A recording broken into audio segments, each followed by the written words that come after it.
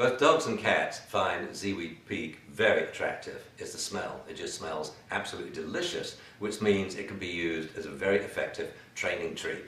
A wholesome, healthy, natural training treat without added fat, salt, sugar and other preservatives. Aside from the fact that I think that ziwipeak is the most nutritious dog food on the market, there are other physical aspects to ziwipeak that make it a very, very useful training treat. First is its size. Ziwipeak is about 1 centimeter square and about 1 millimeter thick, which means you can break it into tiny little pieces. Now, this is really important when it comes to classical conditioning. In classical conditioning, we need to feed lots and lots and lots of treats.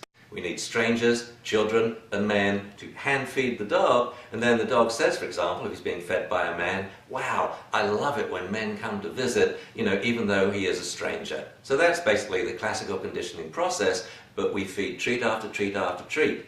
Now, we don't want the dog to get fat, so what we do, we weigh out the dog's daily allotment of ziwipeak in the morning, and we can use that for training, to teach dogs to really enjoy the presence of strangers, especially men and children. In fact, I often say there's 101 things you can teach the dog using a piece of dog food. Aside from the really important part of classical conditioning, we can also use the food as lures and rewards to prevent or resolve behavior problems. For example, we can stuff the treat into chew toys, so now the dog will learn to chew his chew toy.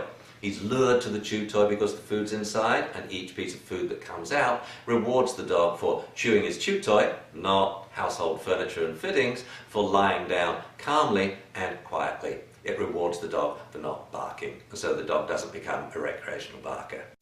Then, of course, we have the many uses of food, lures and rewards for teaching basic manners. To teach dogs to sit, to lie down, to stand, to come when called, etc., etc. First, we use the food as a lure to teach the dog what we want him to do, and then when he does it, we give him the food as a reward for doing what we want him to do.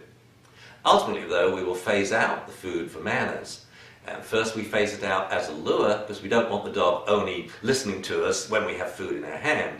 So, by having the food in our hand, the dog watches our hand move, and the dog learns hand signals, which is a type of body language which dogs learn very quickly. And then we can use the hand signals to help the dog learn verbal commands. Also, eventually, we'll phase out the food as rewards. Well, not phase them out completely. I mean, you always want to give the dog a treat, right? I mean, that's one of the lovely things of living with a dog, but we don't want the dog's compliance to be dependent on us having food in our hand or in our pocket. So we'll replace the food with real valuable life rewards, like we'll integrate training into play, sit, go play, sit, go play, on walks, sit, let's walk, and so on, or before any enjoyable activity, like sit up on the couch. We still, though, always want to remember, dog loves ziwipeak, so we still want to give him a little piece every now and again, just for being a good dog.